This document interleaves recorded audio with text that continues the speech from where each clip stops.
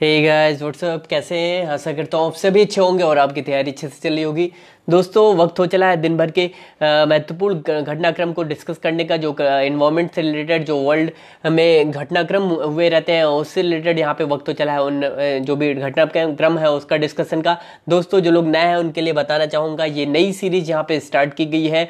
नई सीरीज के अंतर्गत यहाँ पे हम डिस्कस करते हैं कि यूपीएससी IAS के एग्जामिनेशन के जो प्री एग्जामिनेशन है उसके रिगार्डिंग जो फैक्चुअल यहाँ पे डेटा होते हैं वो निकाल कर हम कंपाइल करके यहाँ पे लाते हैं और उसको डिस्कस करते हैं। दोस्तों, यकीन मानिए ये जो वीडियो आपके प्री एग्जामिनेशन IAS के प्री एग्जामिनेशन के पॉइंट ऑफ व्यू से बहुत ही मददगार साबित होने वाली है।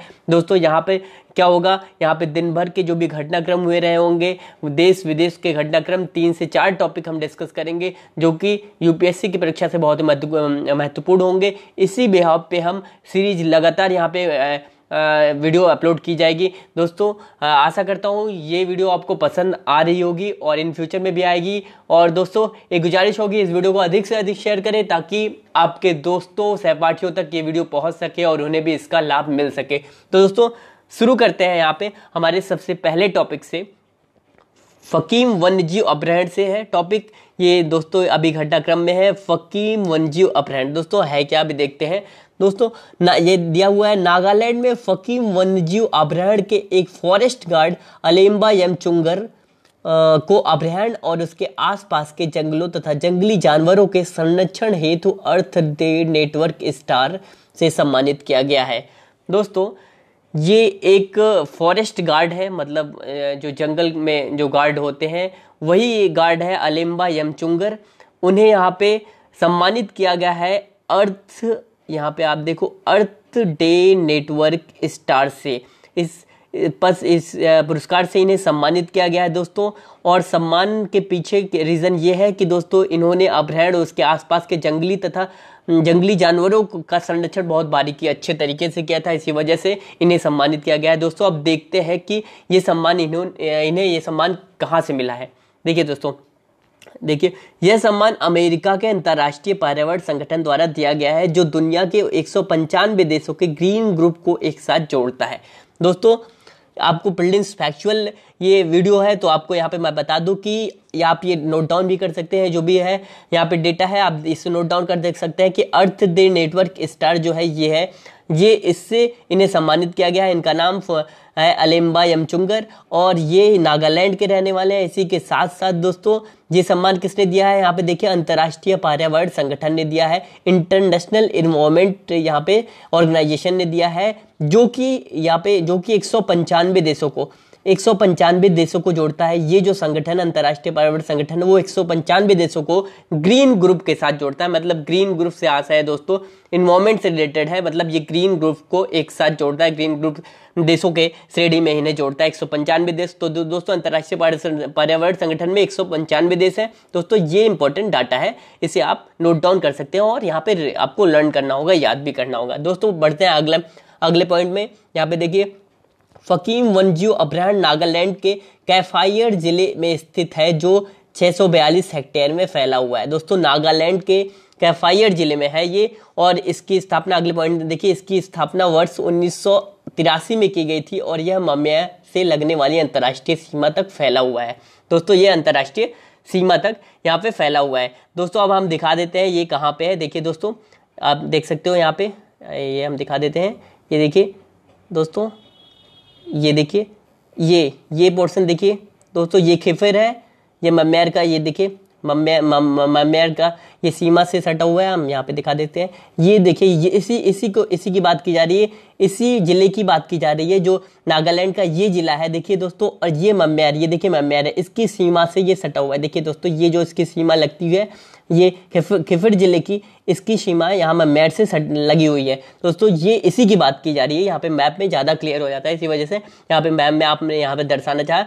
दोस्तों, अगर क्वेश्चन पूछता है कि फिर नागालैंड का जो जिला है कि फिर वो किन देश से यहाँ पे सटा हुआ है, तो म्यांमार कंट्री से यहाँ पे ये सटा हुआ है। और दोस्तों, आगे देखते हैं वहाँ पे क्या डिस्कस किया गया है। देखिए दोस्तों, ये आगे यहाँ पे क्या डिस्कशन किया गया है।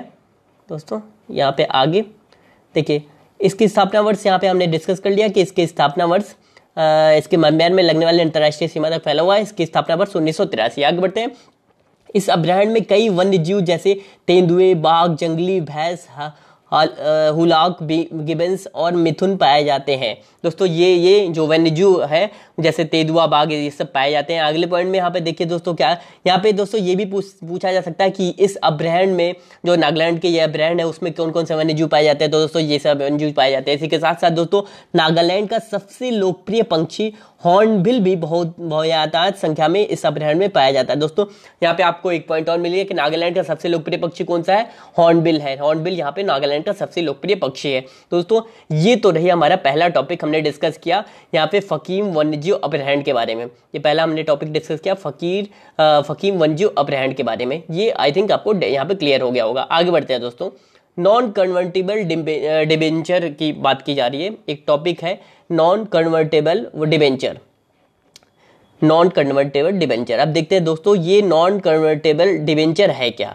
देखिए दोस्तों, डिबेंचर दीर्घकालिक वित्तीय साधन होते हैं जिन्हें पैसा उधार लेने के लिए कंपनियां द्वारा यहाँ पे जारी किया जाता है। मतलब डिबेंचर आप तो एक समझ लीजिए कि एक तौर पर एक तरह का डिबेंचर जो है वो कंपनियों द्वारा जारी किया जाता है। जैसे दोस्तों सिक्का, जैसे सरकार सिक्का जारी करती है और यहाँ पे नोट जारी करती है, सिक्का जारी करती है, वैसे ही कंपनियां जो है वो डिबेंचर जारी करती है। डिबेंचर एक तरीके का शब्द यूज किया जाता है, वो टर्म में ही समझ लीजिए कि आप जैसे सिक्का, सरकार सिक्का जारी करती है, नोट जारी करती है, उसी प्रकार से कंपनियां जो है, बड़ी बड़ी कंपनियां जो होती हैं वो यहाँ पे डिबेंचर जारी करती हैं और इसी डिबेंचर को रख कर किसी के पास वो पैसे उधार में लेती हैं। तो यही दिया गया है कि डिबेंचर दीर्घकालिक वित्तीय साधन होते हैं जिन्हें पैसा उधार लेने के लिए कंपनियां द्वारा जारी किया जाता है। दोस्तों आशा करता हूँ डिबेंचर अब तो आपको समझ में आ गया होगा। अब देखते हैं आगे क्या दिया है दोस्तों।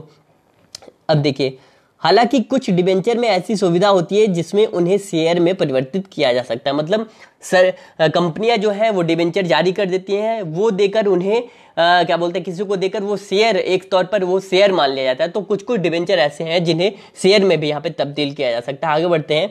किंतु ऐसे डिबेंचर जिन्हें शेयर में परिवर्तित नहीं किया जा सकता उन्हें नॉन कन्वर्टेबल डिबेंचर कहते हैं। मतलब जो यहाँ पे डिबेंचर जो जिसकी अभी मैंने बात की, कंपनियां यहाँ पे जारी करती हैं, ऐसे डिबेंचर जो क्या है कि उसमें जो शेयर में यहाँ पे परिवर्तित नहीं किए जा सकते, उन्हीं की बात की गई है, वही कहलाते हैं नॉन कन्वर्टेबल डिबेंचर। अब देखते हैं दोस्तों नॉन कन्वर्टेबल डिबेंचर होते कितने प्रकार के हैं। दोस्तों ये जो पॉइंट हम डिस्कस कर रहे हैं वो यूपीएससी आईएएस के प्री एग्जामिनेशन के पर्पज से बहुत ही महत्वपूर्ण है दोस्तों, इसलिए ये बारीकी से सुनिए जो यहाँ पे बातें की जा रही है।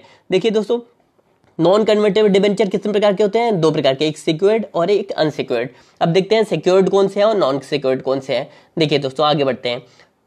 ये देखिए, secured non convertible debenture company की परिसंपत्ति द्वारा समर्थित होते हैं। मतलब कंपनियों द्वारा ये परिसंपत्ति, मतलब कंपनी की जो संपत्ति है, परिसंपत्ति है, मतलब उसका जितना उसके पास प्रॉपर्टी है उस पर डिपेंड करती है, द्वारा समर्थित होते हैं।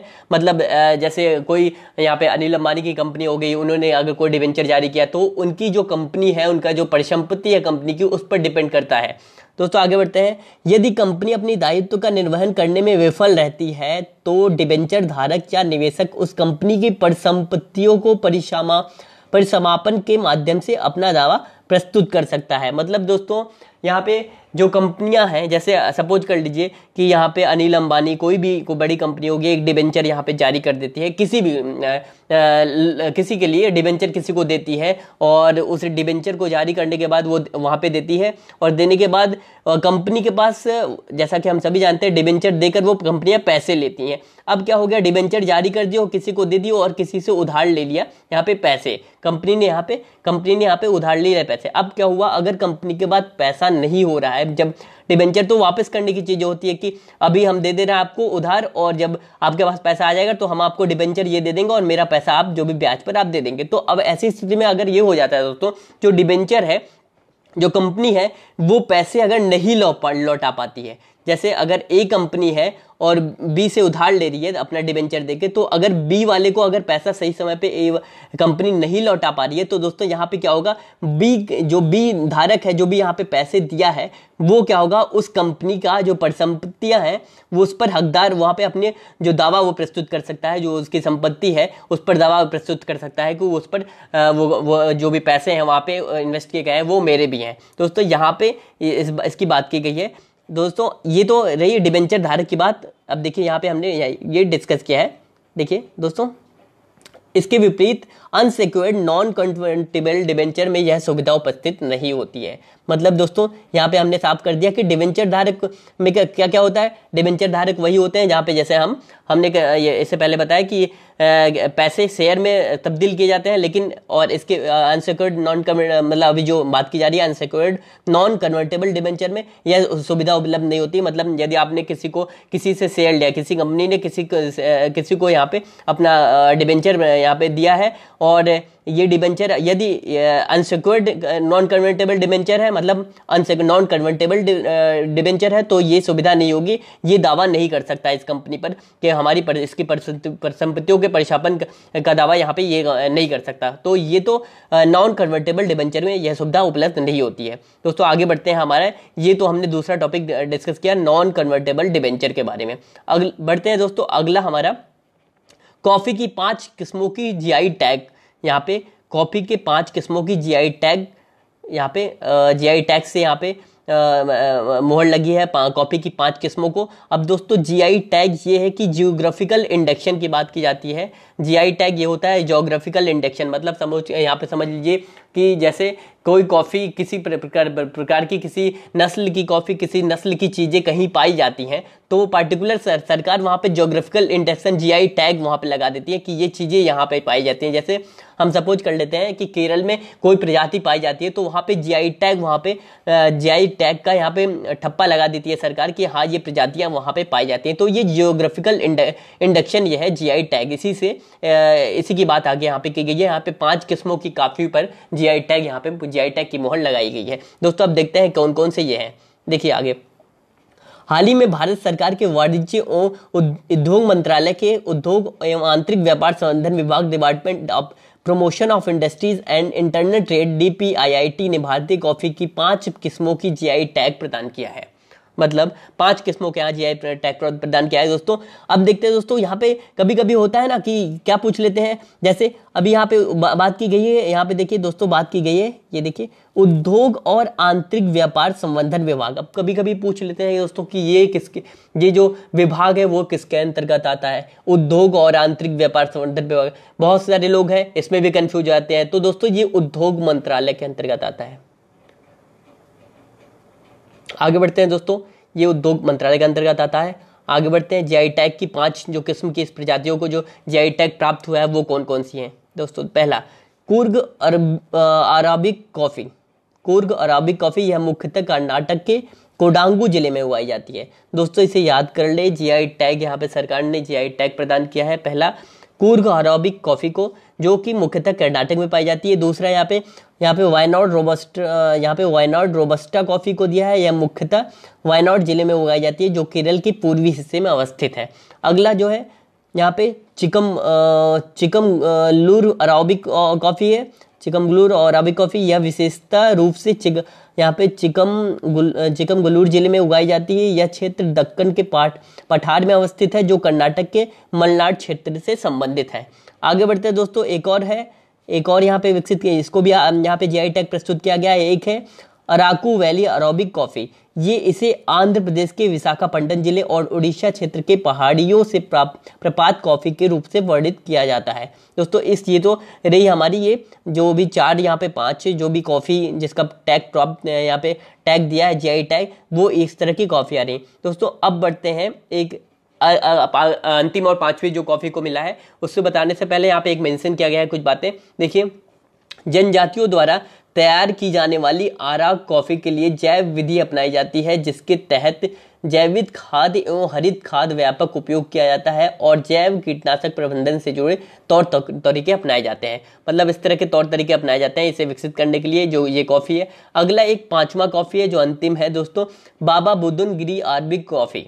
देखिए दोस्तों, बाबा बुदन गिरी अरबिक कॉफी, यह भारत में कॉफी के उद्गम स्थल में उगाई जाती है और यह क्षेत्र चिकमगलूर जिले में मध्यम क्षेत्र में अवस्थित है। अब देखिए दोस्तों, कभी कभी पूछ लेते हैं कि ये जो कॉफ़ी है वो कहाँ पे उगाई जाती है, किस जगह उगाई जाती है, आप मेंशन करिए। दोस्तों ये भी पूछते हैं, ये जो जिले के नाम है ये बहुत ही महत्वपूर्ण होते हैं प्रीलिम्स से रिलेटेड, चूंकि वहाँ पे तो फैक्चुअल चीज़ें बहुत सारी, ये देखिए स्टेट पीसीएस के एग्जामिनेशन हो गए उसमें भी फैक्चुअल चीज़ें बहुत महत्वपूर्ण हो जाती है। तो दोस्तों यहाँ पे आपको याद करना होगा। इसी के साथ साथ दोस्तों अगले पॉइंट में यहाँ पे दिया हुआ है, हाथ से तोड़कर प्राकृतिक किण्वन द्वारा संसाधित किया जाता है। देखिए दोस्तों अगले पॉइंट में, हाथ से तोड़कर प्राकृतिक किण्वन द्वारा यहाँ पे संसाधित किया जाता है। दोस्तों प्राकृतिक किण्वन की यहाँ पे बात की गई है इंग्लिश में, जिसे हम नेचुरल, यहाँ पे नेचर फर्मेंटेशन की बात आती है। यहाँ पे किण्वन को हम इंग्लिश में यहाँ पे हम फर्मेंटेशन कहते हैं। देखो दोस्तों, फर्मेंटेशन ये है कि जब किसी सब्सटेंस को तोड़ा जाता है, मतलब जब कोई भी तत्व हो गया, कोई भी तत्व जो हो गया, तत्व को जब हम किसी तत्व को तोड़ते हैं, किसके द्वारा, बैक्टीरिया के द्वारा और छोटे छोटे जो कि माइक्रो ऑर्गेनिज्म है उनके द्वारा, जब हम इसे क्या बोलते हैं स्टेप्स, किसी भी सब्सटेंस को तोड़ते हैं उसी को हम फर्मेंटेशन कहते हैं। मतलब छोटे छोटे टुकड़ों में जब हम तोड़ते हैं किसी सब्सटेंस को बैक्टीरिया या माइक्रो ऑर्गेनिज्म के द्वारा, तो वही क्या होता है, फर्मेंटेशन होता है। तो उसी फर्मेंटेशन की बात की गई है, हाथ से तोड़कर प्राकृतिक किण्वन द्वारा संसाधित किया जाता है। और आगे बढ़ते हैं दोस्तों, यहाँ पे क्या दिया हुआ है, देखिए दोस्तों, इसमें चॉकलेट सहित विशिष्ट फ्लेवर होता है। कॉफी की यह किस्म सुहाने मौसम में तैयार की जाती है, यही कारण है इसमें स्वाद और खुशबू आती है। इससे पहले भारत की एक अनोखी विशिष्ट कॉफी मानसूनी मालाबार रोबोस्टा कॉफी की जीआई प्रमाणन दिया जा चुका है। मतलब ये जो कॉफी है इससे पहले भी इसका जीआई प्रमाणन दिया जा चुका है, जियोग्राफिकल इंडेक्शन टैग जो है, जीआई टैग, उसे दिया जा चुका है। तो दोस्तों ये तो रही हमारी आज की डिस्कशन। हम देख लेते हैं आज हमने क्या क्या डिस्कस किया। दोस्तों पहला तो फकीम वन्यजीव अपहरण के बारे में हमने डिस्कस किया। दूसरा हमने डिस्कस किया दोस्तों नॉन कन्वर्टेबल डिबेंचर के बारे में दोस्तों, जो कि इंपॉर्टेंट है। और अंतिम हमने 5 किस्मों की कॉफियों को यहाँ पे जीआई टैग दिया गया है, भारत सरकार द्वारा प्रदान किया गया है, उस पर हमने डिस्कस किया। दोस्तों आशा करता हूँ ये वीडियो आपको पसंद आई होगी, और अगर पसंद आ रही है तो आपको दोस्तों और लोगों तक ये वीडियो पहुंचे और लोगों को मददगार साबित हो, इसके लिए आपको अधिक से अधिक इस वीडियो को शेयर करना होगा। और आशा करता हूँ इस सीरीज में, अगली सीरीज में, इसी के सीरीज के साथ हम अगले सीरीज में और भी टॉपिक्स को लेकर आपके साथ यहाँ पे उपस्थित होंगे।